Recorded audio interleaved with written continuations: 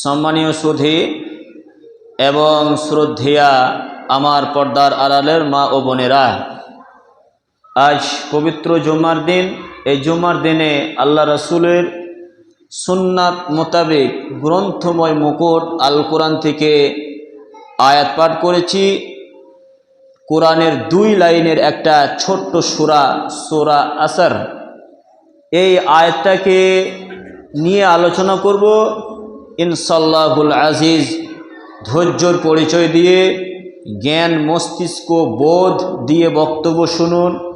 অবশ্যই আপনার কিছু না কিছু কাজে আসবে, 100% ইনশাল্লাহ কিছু না কিছু আসবে যদি আপনি মন মানসিকতা ঠান্ডা রেখে যদি আপনি শুনেন বা আমল করেন, অবশ্যই কাজে লাগবে। চলুন ডাইরেক্ট আমি বক্তব্যে চলে যাচ্ছি, এদিকে সেদিকে না গিয়ে সরাসরি ডাইরেক্ট কোরআনের তাফসীরের দিকে আমি চলে যাচ্ছি। ওয়াল আসর, আল্লাহ সুবহানাহু তাআলা কসম খেলেন, সময়ের কসম বা টাইমের কসম খেলেন বা যুগের কসম খেলেন বা আসরের ওয়াক্ত যে টাইমটা আছে সেই টাইমের কসম খেলেন আল্লাহ সুবহানাহু তাআলা। কেন ওই টাইমের কসম খেলেন? ওই টাইমটাতে মানুষ বেশি ব্যস্ততা থাকে। হাটে বাজারে যাবেন, ছাগল মার্কেট, চামড়া মার্কেট বা গরু মার্কেটে যখন যাবেন, দেখবেন ওই আসরের ওই টাইমটাতে মানুষ অত্যন্ত ব্যস্ততা থাকে, খুবই ব্যস্ততা থাকে। তো ওই ব্যস্ততার ফেলেও আপনাকে ওই সময়ের মূল্যায়ন করতে, মানে সময়ের যে মর্যাদা, ওই মর্যাদা দিতে হবে। এই জন্য আল্লাহ রব্বুল আলামিন ওই টাইমটার কসম খেলেন। ওয়াল আসর, আসরের টাইমের আল্লাহ কসম খেলেন, সময়টার কসম খেলেন। আল্লাহ সুবহানাহু তাআলা যখন কসম খান তখন জানতে হবে কিছু একটা ইম্পর্টেন্ট কথা বলবেন। আল্লাহ এখানে কসম খেয়ে বলছেন যে সমস্ত মানুষ ক্ষতিগ্রস্তের মধ্যে আছে, আল্লাহ এই কথা বললেন। তারপর আল্লাহ বলছেন 4 শ্রেণীর মানুষ কিন্তু তারা কিন্তু ক্ষতিগ্রস্তর মধ্যে নেই। আজকের সাবজেক্ট হলো এটাই, মূল সাবজেক্ট। তো আল্লাহ যখন কসম খান তখন জানতে হবে খুবই ইম্পর্টেন্ট। আল্লাহ কসম খেলেন কার? ওয়াত্তিন, মানে 3 ফলের কসম খেলেন। জাইতুন ফলের কসম খেলেন। তুর পাহাড়ের অতুর সিনিন, তুর পাহাড়ের কসম খেলেন। ওয়াস শামস, সূর্যর কসম খেলেন। ওয়াল কামারো, কামারের কসম খেলেন। ওয়াস সাজারো, সাজার মানে গাছের কসম খেলেন। আল্লাহ সুবহানাহু তাআলা অনেক কসম খেয়েছেন। এবারে এই কসম খাওয়ার পর একটা ইম্পর্টেন্ট আল্লাহ রাব্বুল আলামিন বলছেন ইন্নাল ইনসানা লাফি খুসর, মানুষ ক্ষতিগ্রস্তর মধ্যে পড়ে আছে। এত মানে কসম খাওয়ার পর আল্লাহ বলছেন মানুষ ক্ষতিগ্রস্তর মধ্যে পড়ে আছে। আমরা কসম মানে হলো কাউকে বিশ্বাস করানো বা কাউকে বিশ্বাস জাগিয়ে দেওয়া। যখন বলা হয় এই আপনার স্ত্রী, আপনি জলসা শুনে বা বাজার থেকে বা মার্কেট থেকে এলেন, বাড়িতে এসে আপনার স্ত্রী বলছেন এই তোমার এত বাড়িতে ঢুকতে রাত কেন হলো? তুমি নিশ্চয়ই ফটিকের বইয়ের কাছে গিয়েছিলে, তোমার ওই ফটিকের বইয়ের সাথে তোমার ওই নট ঘট আছে, তুমি নিশ্চয়ই গিয়েছিলে। তার স্ত্রী মনে করুন বলছে, তখন তার স্বামী বলছে না আমি যাই নাই। বলছে না আমি তোমার কথা বিশ্বাস করি না। তখন স্বামী বলছেন আমি আল্লাহর কসম করে বলছি আমি ফটিকের বইয়ের কাছে যাইনি। তখন আমরা বিশ্বাস করি কি করি না? যখন আমরা আল্লাহর কসম খাই তখন আমরা অবশ্যই বিশ্বাস করি। মানে এই বিশ্বাসটা মানে হলো আপনার মানে কসম খাওয়ার মানে হলো বিশ্বাস জাগিয়ে দেওয়া, মানে বিশ্বাস করানো। এই জন্যই কসম খাওয়া হয়। কিন্তু আজকে আমরা কসমের মাধ্যমেও অনেক শিরক করছি। যেমনটা আমরা কসম খাই, কি বলি? মায়ের নামে কসম শিরক, বাপের নামে কসম শিরক, ভাইয়ের নামে কসম শিরক, কোরআনের ওপরে শপথ করে বলছি শিরক। আমরা বলি আমার ছেলের নামে কসম খাচ্ছি শিরক, আমরা বলি আমার স্ত্রীর নামে কসম খাচ্ছি শিরক, আমরা অনেকে বলি চোখ ছুঁয়ে বলছি শিরক, আমরা অনেকে বলি গা ছুঁয়ে বলছি শিরক, আমরা অনেকে বলি চুল ছুঁয়ে বলছি হলো শিরক। এইগুলো হলো শিরক। এই সমস্ত জিনিসের উপরে আপনি আমি কসম খেতে পারি না। অনেকেই বলে মাজারের নামে বলছি, মাজারের নামে শপথ করছি, শিরক। অনেকেই আবার পীরের নামে কসম খায়, এগুলো শিরক। এগুলো সব টোটাল শিরক। আপনি কসম খেতে পারেন কার উপরে? আল্লাহ সুবহানাহু তাআলার উপরে কসম খেতে পারেন, বাকি আপনি আর কাউরির উপরে কসম খেতে পারেন না। অনেকেই দেখবেন পাড়াগ্রামে যখন সমস্যা দেখা যায় তখন কি বলে, এটা কোরআন ছুঁয়ে বলছি, আমি এই কাজ করি নাই, এটা শিরক। আপনি কোরআনের উপরে শপথ করতে পারেন না। আপনি কোনো বস্তুর উপরে শপথ করে কসম খাচ্ছে, এগুলো চলবে না। আপনি অনেকেই স্ত্রী বলে আমার ছেলেকে ছুঁয়ে বলছি, আমি যদি এই ছেলেকে ছুঁয়ে এই জন্য বলছি, ছেলের কসম খাচ্ছি, ছেলের নামে শপথ করছি, আমার ছেলে মারা যাবে, আমি এই অন্যায় কাজ করি নাই, বলে না। অনেকেই বলে আমার বেটাকে সাক্ষী রেখে বলছি, বেটাকে ছুঁয়ে বলছি, এগুলো শিরক। এগুলো আমাদের মহিলাদের মধ্যে অনেক আছে, এগুলো শিরক। এগুলো থেকে আমাদেরকে কি করতে হবে? বেঁচে থাকতে হবে। তাহলে চলুন, আল্লাহ রাব্বুল আলামিন বলছেন মানুষ ক্ষতিগ্রস্তর মধ্যে আছে, ইল্লাল্লাযীনা আমানু, তারা ক্ষতিগ্রস্তর মধ্যে নাই। কারা? 4 শ্রেণী মানুষ, কিন্তু তারা ক্ষতিগ্রস্তর মধ্যে নাই, বাকি সমস্ত মানুষ ক্ষতিগ্রস্তর মধ্যে আছে। ইল্লাল্লাযীনা আমানু, যারা আল্লাহর উপরে ঈমান এনেছে, যারা আল্লাহকে বিশ্বাস করেছে, তারা কিন্তু ক্ষতিগ্রস্তর মধ্যে নেই, বাকি সবাই ক্ষতিগ্রস্তর মধ্যে আছে। এবারে আপনি যে আল্লাহর উপরে ঈমান এনেছেন, এটা তো একটা দলিল লাগবে। আপনি যে আল্লাহর উপরে ঈমান এনেছেন, আল্লাহর উপর কেমন ঈমান এনেছেন, এটা তো একটা দলিল দেওয়া লাগবে যে হ্যাঁ আমি আল্লাহর উপরে ঈমান এনেছি, আল্লাহর উপরে বিশ্বাস করেছি, এগুলো তো দলিল দেওয়া লাগবে। আল্লাহ সুবহানাহু তাআলা যখন কিয়ামতের মাঠে যখন আপনাকে ধরবেন, প্রশ্ন করবেন যে তুমি যে আমার ওপরে ঈমান এনেছো, তার প্রুফ কি, তার দলিল কি? আপনি যখন কাউরির একটা জায়গা দখল নিতে যাবেন, তখন আপনাকে দলিল লাগবে না? আপনি বাড়ি করতে যাবেন, ঘর করতে যাবেন, বাউন্ডারি প্রাচীর দিবেন, আপনাকে দলিল লাগবে না? অবশ্যই দলিল লাগবে। আপনি যে আল্লাহর উপরে ঈমান এনেছেন, তার কি দলিল আছে, তার কি ডকুমেন্টস আছে, তার কি প্রমাণ আছে? আপনাকে এগুলো জিজ্ঞাসা করো। ইল্লাল্লাযীনা আমানু, আমি আল্লাহর উপরে ঈমান এনেছি, রসুলের উপরে ঈমান এনেছি। যখন এই কথা বলবেন তখন আপনাকে দলিল দেওয়া লাগবে। যেমন একটা দলিল, সুমাইয়া বলে একটা মহিলার নাম শুনেছেন, সুমাইয়া ঈমান কেমন এনেছিল দেখো। সুমাইয়া ইসলামের প্রথম যে মহিলা শহীদ হয়েছেন তার নাম সুমাইয়া। সুমাইয়াকে উত্তপ্ত বালিতে শুইয়ে দেওয়া হলো। কে শোয়ালো? আবু জাহেল। আর সুমাইয়া দাসী ছিল, ঠিক আছে।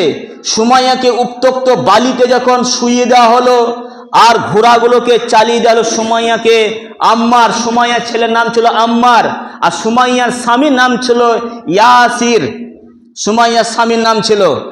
তো ওদের উপরে অত্যন্ত জুলুম এসছে, টর্চার এসছে। সুমাইয়াকে পোলে বাঁধলো, এরকম থাম্মে বাঁধলো, কে? আবু জাহেল। আবু জাহেল বাঁধার পর তারপর সুমাইয়াকে উলঙ্গ করলো, আর এক পাশে তার ছেলে আম্মারকে বাঁধলো। আম্মারকে বলছি দেখো, আম্মার চোখটি মুখটা যখন এর দিকে ঘুরিয়ে দিল, তখন বলছি দেখো তোমার মায়ের লজ্জাস্থান দেখো। তুমি যদি রসুলের ধর্মকে না ছাড়ো, যে এক বলে আল্লাহর উপরে ঈমান এনেছো, এগুলো তুমি যদি না ত্যাগ করো, তাহলে কি করা হবে? তোমার উপরে টর্চার হবে, তোমার মায়ের উপরে টর্চার হবে। তখন তার মা বলল, বেটা আমার উপরে যতই টর্চার হোক, বেটা তুমি দুর্বল হবে না, আমরা এক আল্লাহর উপরে ঈমান এনেছি, এক আল্লাহর উপরে অটল থাকছি এবং থাকবো, সন্দেহের কোনো অবকাশ নাই। মাকে তখন কি করা হলো?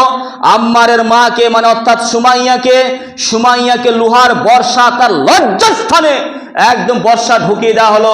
সুমাইয়া ওইখানে শহীদ হয়ে গেলেন। এর নাম ঈমান, এর নাম ঈমান। এইগুলো হচ্ছে এক একটা দলিল। সুমাইয়াকে আল্লাহ যখন জিজ্ঞাসা করবে তুমি কেমন ঈমান এনেছো, তো সুমাইয়ার সঙ্গে সঙ্গে আল্লাহ সুবহানাহু ওয়া তাআলাকে দলিল দিয়ে দিবেন। বেশ, তাহলে আল্লাহর উপরে ঈমান আনা লাগবে।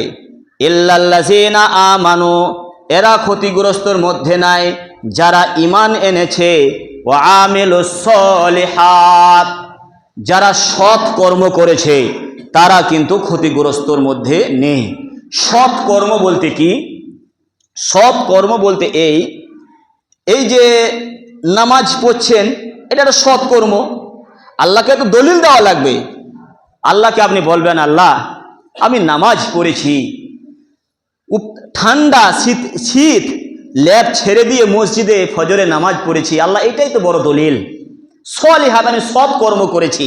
আল্লাহ আমার দোকান, রানিং দোকান, এত ব্যস্ত, তারপরেও কিন্তু আজান যখন দিয়েছে আমি মসজিদে নামাজ পড়তে এসেছি, এইটাই আমার সৎ কর্ম, সলিহাত, ভালো কর্ম। আল্লাহ আমি এতগুলো টাকা দান করেছি, আমার অন্য কোনো উদ্দেশ্য নাই, আমার উদ্দেশ্য একটাই যে আমি আল্লাহর কাছে কিছু বদলা পাবো। এই উদ্দেশ্যে আমি গ্রামের এতিম মিসকিন বা গ্রামের অসহায় গরিব বা মসজিদে আমি এইগুলো দান করেছি, এইটাই হচ্ছে আমার সৎকর্ম। আল্লাহ আমি যে হজ করতে গিয়েছি, এই হজ করতে গেলে এই ভালো হবে, এই সৎকর্ম, এই উদ্দেশ্যে আমি হজ করেছি, জান্নাতের উদ্দেশ্যে আমি হজ করেছি। আল্লাহ আমি যে জাকাত দিয়েছি, আল্লাহ জাকাতটা আমি এই সৎকর্ম, ভালো কাজ, জাকাত দিলে আমার কি হবে, মালগুলোকে পাক পবিত্র হবে, এই জন্যই আমি এই সৎকর্ম করেছি। এগুলো হচ্ছে এক একটা দলিল। তাহলে সৎ কর্ম যখন আপনি করবেন আপনি কিন্তু বেঁচে যাবেন। এবারে চলুন, আপনাকে সৎকর্ম একটা নামাজ, কিন্তু আজকে আমরা সেই নামাজের প্রতি আমাদের গুরুত্ব নাই, আমাদের আজকে টাইম নাই, নামাজ পড়ার প্রতি টাইম নাই। আজকে আমরা আল্লাহ সময়ের কসম খেলে, মানে সময়টাকে কত গুরুত্ব দিচ্ছেন আল্লাহ, চরম গুরুত্ব। এবারে যে সময়গুলো পার হয়ে যাচ্ছে, টাইমগুলো পার হয়ে যাচ্ছে, অনেকে পাবজি গেমে টাইম পার হয়ে যাচ্ছে, সময় পার হয়ে যাচ্ছে, খেলাতে সময় পার হয়ে যাচ্ছে, জুয়াতে সময় পার হয়ে যাচ্ছে, লটারিতে সময় পার হয়ে যাচ্ছে, পার্টি পলিটিক্সে আমাদের সময়গুলো অতিবাহিত হয়ে যাচ্ছে। এই যে সময়গুলো আমাদের সব নষ্ট হয়ে যাচ্ছে, আমরা ফেসবুকে ব্যস্ত, আমরা টুইটারে ব্যস্ত, আমরা ইউটিউবে ব্যস্ত, এই জন্য আমাদের সময়গুলো কি হয়ে যাচ্ছে, পেরিয়ে যাচ্ছে বা সময়গুলো পার হয়ে যাচ্ছে। তো আমরা এই ক্ষতিগ্রস্তর মধ্যে আমরা পড়ে আছি। আর আমাদেরকে কি করতে হবে, নামাজের দিকে আসতে হবে। যারা নামাজ পড়ে না তাদেরকে নামাজের জন্য দাওয়াত দিতে হবে। এই যে মসজিদে অনেক মুসল্লি আছেন, মাশাআল্লাহ, ফজরে এক কাতার হোক, দু কাতার হোক, বা অন্য কোনো টাইমে দু কাতার তিন কাতার হোক, যাই হোক, এই যে আমরা নামাজ পড়তে এসেছি বা নামাজ পড়ছি, যারা 5 ওয়াক্ত নামাজি, আমাদের কি করণীয়? আমাদেরকেও একটা সৎ কর্ম কাজ করা লাগবে। সে সৎ কর্মটা হলো, যে সমস্ত ভাইরা নামাজ পড়তে আসে না তাদেরকে নামাজের দাওয়াত দিতে যাওয়া। আমার এই গ্রামের আপনার প্রতিবেশী, আপনার ভাই, আপনার ছেলে, আপনার মেয়ে অনেকেই নামাজ পড়ে না, আমাদেরকে কি করতে হবে, নামাজের দাওয়াত দেওয়া লাগবে। এগুলো হলো সৎ কর্ম, ভালো কর্ম। আপনার বাড়িতে যারা নামাজ পড়ে না তাদেরকে দাওয়াত দিতে হবে। চলুন, তাহলে 1 নম্বর হলো আল্লাহর উপরে ঈমান আনা, 4 টাকায়। 2 নম্বর হলো সলিহাত, ইল্লাল্লাযিনা আমানু, আল্লাহর উপরে ঈমান আনা। 2 নম্বর হলো সলিহাত, যারা সৎ কর্ম করেছে তারা ক্ষতিগ্রস্ত নাই। ইল্লাল্লাযিনা আমানু ওয়া আমিলুস সলিহাতি ওয়া তাওয়াসাউ বিল হাক্কি, আপনাকে হকের দাওয়াত দিতে যেতে হবে, আপনাকে দাওয়াত দিতে হবে, মানে হক কথা বলতে হবে। তাতে হক কথা আপনার যতই তেতো লাগুক, কিন্তু হক আপনাকে বলতেই হবে।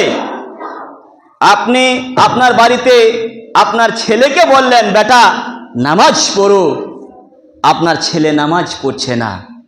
আপনার স্ত্রীকে বললেন, বিবি নামাজ পড়ো, আপনার মেয়েকে আপনি বলেন, বিবি, বেটা মেয়ে নামাজ পড়ো, আপনার কথা শুনছে না। আপনি কি করবেন? তারা যদি সাবালক হয়ে যায় তাদেরকে ঘর থেকে বের করে দেন। কি করবেন?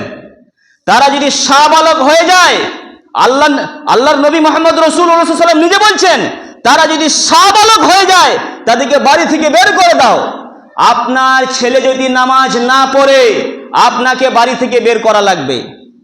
আপনার স্ত্রী মনে করুন যদি রান্না না করে, আপনার বিবি যদি আপনাকে রান্না করে যদি না খাওয়ায়, ধর রান্না করতে ভালো লাগছে না, আজকে করলো না, কাল করলো না, পরপর 3 দিন করলো না, বিবি যদি রান্না না করে তাহলে বিবিকে কি আপনি বাড়িতে রাখবেন? বিদায় লে এখান থেকে, ঘর যা, মায়ের বাড়ি যা, বাপের বাড়ি যা, আমার ঘরে থাকা হবে না। আপনি বলবেন কি বলবেন না? বলবেন।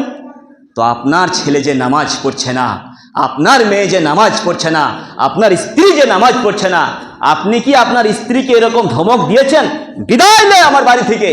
আপনার ছেলেকে বলেছেন বিদায় লে আমার বাড়ি থেকে? আপনার মেয়েকে বলেছেন বিদায় লে আমার বাড়ি থেকে? বেনামাজি আমার বাড়িতে কোনো আশ্রয় নাই। আরে বেনামাজি যদি কেউ হয়, বাপের ফারায় সম্পত্তি ভাগ পাবে না। বাপ যদি নামাজি হয় আর ছেলে যদি বেনামাজি হয়, বাপের ফারায় যে সম্পত্তি ভাগ পাবে না। ওরে স্বামী যদি নামাজি হয় আর বিবি যদি বেনামাজি হয়, অত তালাক দেওয়া লাগবে না, তালাক হয়ে গিয়েছে, সন্দেহের কোনো অবকাশ নাই। আজকে আপনি বেনামাজি স্ত্রীকে নিয়ে আমি সারা জীবন ঘর সংসার করছেন। আপনি কি পদক্ষেপ নিয়েছেন? কি আপনি হক কথা বলেছেন?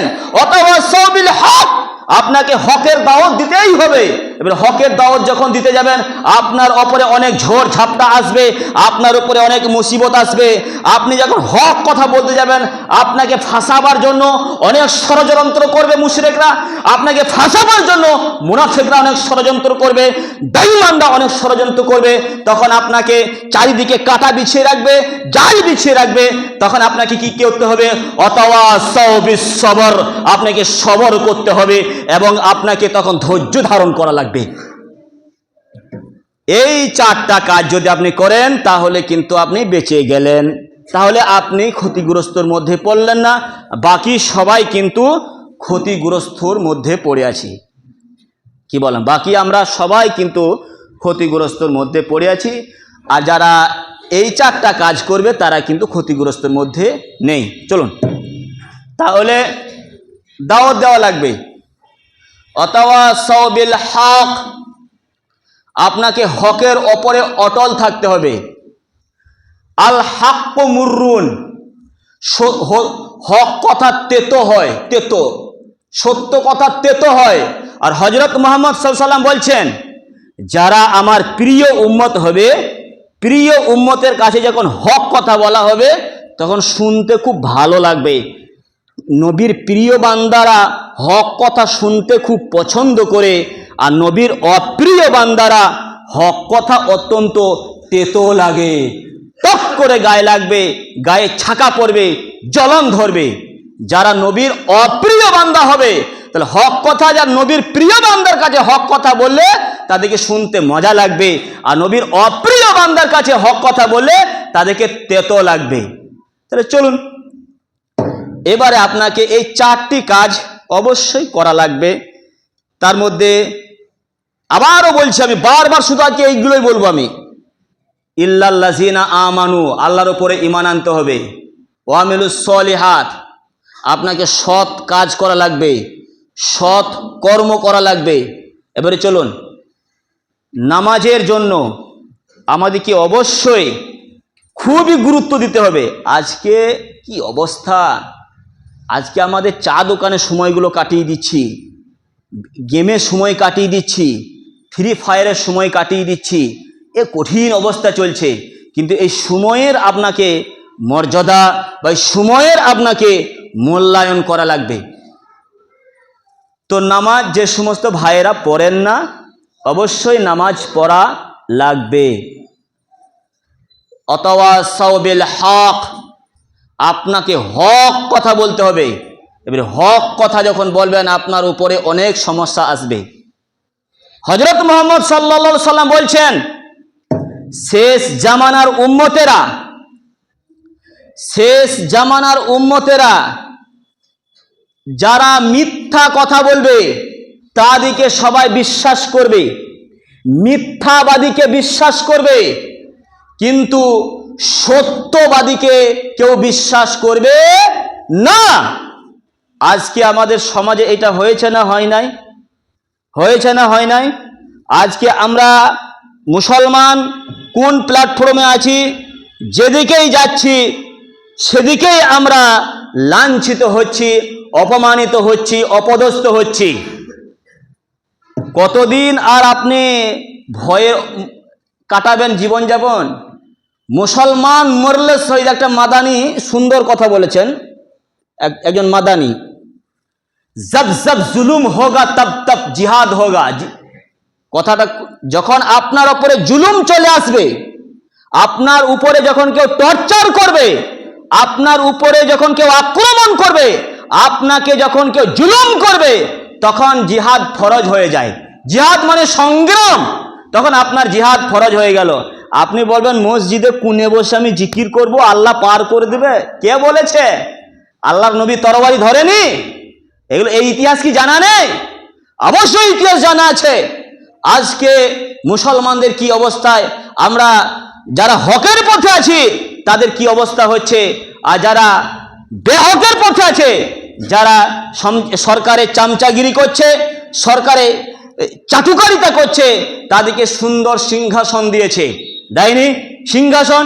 আর যারা হক কথা বলছে, প্রতিবাদী কণ্ঠ, সত্য কথা বলছে, তাদেরকে চেয়ার থেকে ডাস্টবিনে ফেলে দিয়ে তাদেরকে অনেক রকম চক্রান্ত করছে ফাঁসাবার জন্য।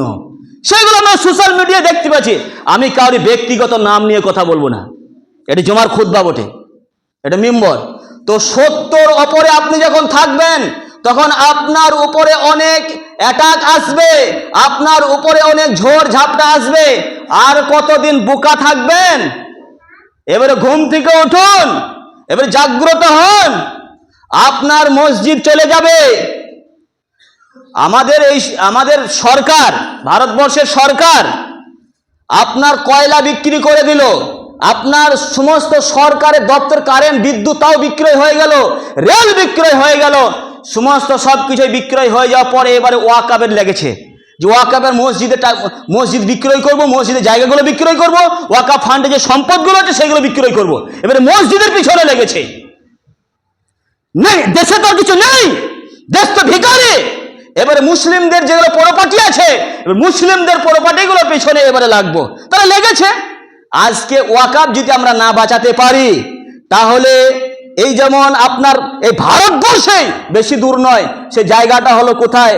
আপনার আসাম। আসামে কি করা হয়েছে? বুলডোজার দিয়ে তাদের বাড়িগুলোকে ভেঙে দিয়ে তারা কান্না করছে, আর্তনাদ করছে। রক্ষা করতে পারলো? তাদের বাড়ি ভেঙে দিল। তো এইখানে এই জন্য মাদানী সাহেব বলেছেন জব জব জুলুম হোগা তব তব জিহাদ হোগা। একদম সঠিক কথা, তো এতে তো কোনো ভেজাল নাই। তো আজকে তারপরেও কিন্তু আমরা এক শ্রেণী মুসলমান, তারা জুতো চাটছি, পা চেটে বেড়াইছি। আর কতদিন পা চাটবেন? মুসলমান কোনোদিন পা চাটা লোক হয় না। যে মুসলমান হবে সে কাউরির পা চাটবে না, সে গা চাটবে না। রিজিকের মালিক কে? রিজিকের মালিক কে? আল্লাহ রাব্বুল আলামিন নিজে বলছেন ইন্নাল্লাহা হুয়ার রাজ্জাক। রিজিকের মালিক আল্লাহ। সমুদ্র নিচে যে নীল তিমি মাছটা আছে, তার কয়েক টন খাদ্যের প্রয়োজন পড়ে, তার রিজিক কে মাপে? আল্লাহ মাপে। আপনার সুন্দরবনে যে বাঘগুলো আছে, আপনার সেই বাঘগুলো প্রত্যেক দিন 18 কিলো বা 20 কিলো মাংসের প্রয়োজন, তার রিজিক কে মাপে? আপনি সামান্য 200 গ্রাম চালের ভাত খাবেন, আপনি সামান্য 250 গ্রাম চালের ভাত খাবেন, আর আপনি বলছেন বন্দে মাতরম, বন্দে মাতরম। আপনার ঈমান আছে? আপনার ঈমান আছে? আপনি তো সামান্য 200 গ্রাম চালের ভাত খাবেন, আপনি তো সামান্য 250 গ্রাম চালের ভাত খাবেন। আর যে কুকুর দেখেছেন, কুকুর কাউরির ফ্ল্যাগ ধরেছে? কুকুরকে দেখেছেন বিজেপির পতাকা ধরেছে? শুকরকে দেখেছেন কাউরি টিএমসি বা শুকরকে দেখেছেন কোনো সিপিএম এর ফ্ল্যাগ ধরেছে? কুকুর বলুন, শুয়োর বলুন, ভালুক বলুন, পশু পাখি বলেন, এরা কোনো রাজনীতি করে না, এরা কোনো পার্টি করে না, এরা আল্লাহর দল করে। আল্লাহ যখন ডাক দেয়, আল্লাহর ডাকে পশু পাখি কীট পতঙ্গ সবাই সাড়া দেয়। কিন্তু আমরা আল্লাহর ডাক পছন্দ করি না, আমরা শয়তানের ডাককে আমরা ভালোবাসি। শয়তান যখন আমাদেরকে ডাক দিবে, তখন আমরা সব চলে যাব। এখন সারা পশ্চিম বাংলায়, মনে করেন পশ্চিম বাংলার কথা বলছি, পশ্চিম বাংলাতে একটা ইম্পর্টেন্ট মানুষ আসবেন, মনে করেন ইম্পর্টেন্ট মানুষ, তার নাম ডক্টর জাকির নায়েক। কথার মানে বলছি, উদাহরণস্বরূপ।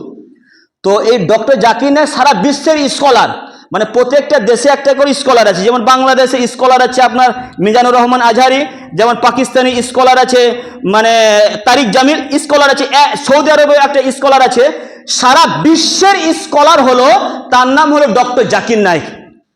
তো এই ডক্টর জাকির নায়েক যদি আপনার এই ভারতবর্ষে যদি পশ্চিম বাংলায় যদি আসেন, সমস্ত আলেম উলামা কি জমায়েত করতে পারবে? যদি উনি ডাক দেন যে সমস্ত আলেমগুলোকে বলছি তোমরা এক প্ল্যাটফর্মে চলে এসো, আমরা যাব, আমরা কি বলবো? কি আর ও টাই পড়ে, আবার আর এক সেন ভাট ও মৌলবি হয়নি, ফারাক হয় নাই, আবার আর ভাট ও দাঁড়িন ফতোয়া দেয়, ওর যাওয়া যাবে না, আমরা ফতোয়া দিতে লাগবো, তাই না? আমাদের এই পশ্চিমবঙ্গে এমনও একটা নেত্রী আছে, সমস্ত ইমামগুলোকে এক জায়গায় জড়ো করতে পেরেছে। কি হানাফি, কি আল হাদিস, কি ব্রেলভি, সমস্ত আলেমগুলোকে শুক্রবার দিনে জড়ো করতে পেরেছে। তাহলে এর কত পাওয়ার, এর কত পাওয়ার! কিন্তু আমি নাম নিয়ে কথা বলবো না, সমাজদার কে ইশারায় কাফি। তাহলে আমাদেরকে আলেম উলামাদিকে একটাই মানুষ হাজির করতে পারছে এক জায়গাতে, কিন্তু সারা বিশ্বের স্কলার মানুষ তারা কিন্তু আলেম দিকে এক জায়গায় একত্রিত করতে পারছে না। এই পশ্চিম বাংলায় ক্ষমতা এমনি আছে, আরো অনেক দিন থাকবে। কারণ হচ্ছে এর পলিটিক্স করার অনেক বুদ্ধি আছে, আর আমাদেরকে মুসলমান দিকে বোকা বানাচ্ছে, আর আমরা সেই মুসলমান তার চাটুকারিতা করছি। আজকে ওয়াকাফ বিল আমাদের কাছ থেকে চলে গেল, ওয়াকাফ বিল হাতছাড়া হয়ে গেল। কোনোদিন যে এসে যদি বলে এই মসজিদটা ভাঙতে হবে, নোটিশ আপনার টেঙ্গে দিয়ে চলে গেল, আপনার কিছু করার আছে? আপনি রুখতে পারবেন? আপনার ক্ষমতা নাই। পুলিশ ওদের, প্রশাসন ওদের, আদালত ওদের, জজ ওদের, সব কিছুই ওদের। আমাদের কি আছে? কিছুই নাই আমাদের। मुझे मंजूर से बात किसी से शिकायत ना कर, अगर बात है निकाले तो मैं क्या करूं। এগুলো আমার বলার আজকে মোটেই ইচ্ছা ছিল না, কিন্তু সমাজমূলক কথা, সংশোধনমূলক কথা দুটি চারটি যদি না বলি তাহলে জাতি আর কি বুঝবে? আমাকেও তো মরতে হবে, কবরে তো আমাকেও যেতে হবে। আল্লাহর কাছে আমি কি দায়িত্ব দিব?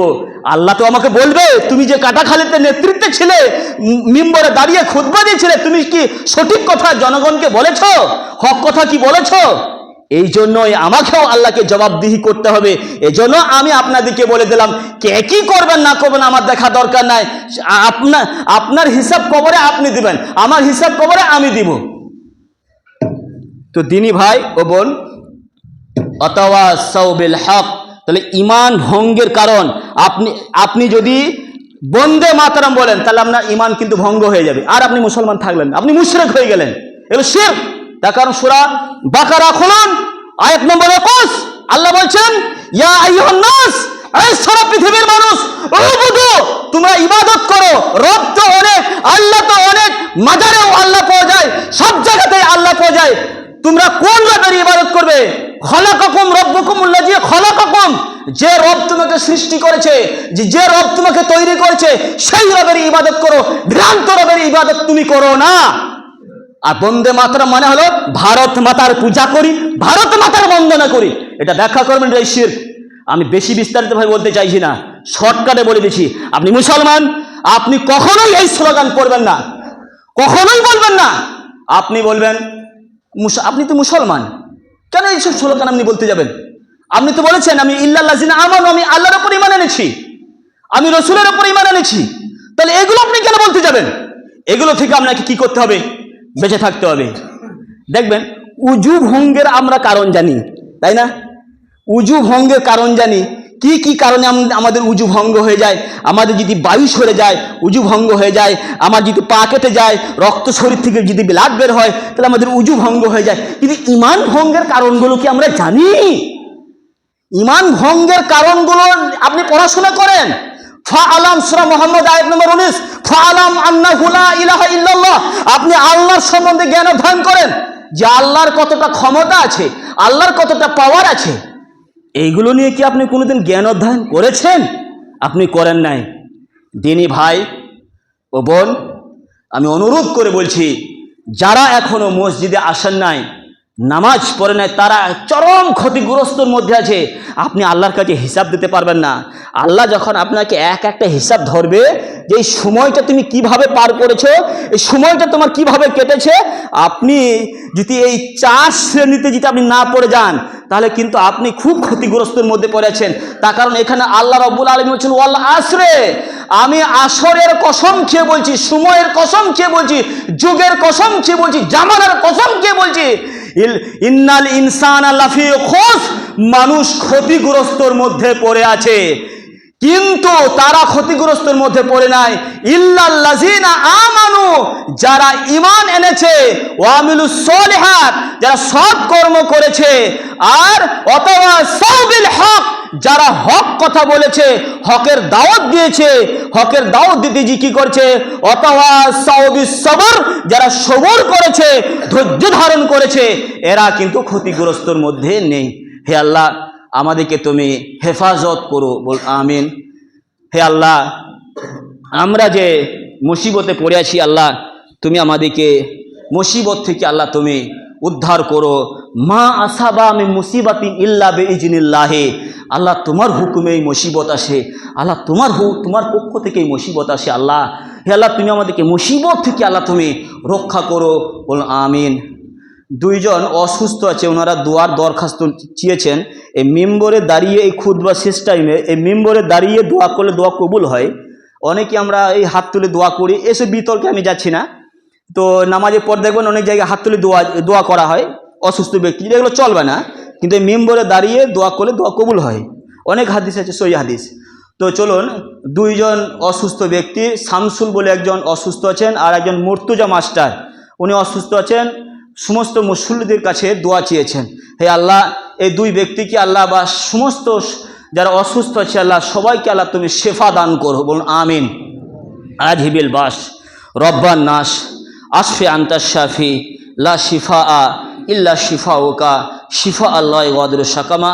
হে আল্লাহ, সমস্ত মানুষকে আল্লাহ, যারা অসুস্থ হয়েছে আল্লাহ, তাদেরকে আল্লাহ তুমি শেফা দান করো, বলুন আমিন।